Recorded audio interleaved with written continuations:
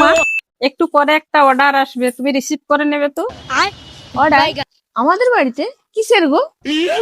3 ভরি গহনা আর একটা গাড়ির অর্ডার করেছি, নিয়ে নেবে। সকাল থেকে 10 টাকা পয়সা পাচ্ছি না, নুন আনবো বলে তুমি এর মধ্যে গাড়ি আর গহনার অর্ডার দিয়ে দিলে। কোথায় পেয়েছো পয়সা তুমি? একটা কিডনিতেও তো মানুষ বাঁচে। একটা কিডনি আমি বিক্রি করে দিয়েছি, সেই টাকায় গহনা আর গাড়ি নেওয়া হয়ে যাবে। কিডনি? হ্যাঁ, তুমি তোমার কিডনি বিক্রি করে দিয়েছো? কিডনি বিক্রি করেছি তো। আমাদের তো এই বয়স হয়ে গেল, এই কিডনির তো কোনো দাম হবে না, কিন্তু তোমাদের তো ভালো, অনেক এখন অল্প বয়স, তোমাদের কিডনির অনেক দাম হবে, সেই জন্য তোমারটাই বিক্রি করলাম তো। আমার কিডনি? কখন, কিভাবে বিক্রি করলে?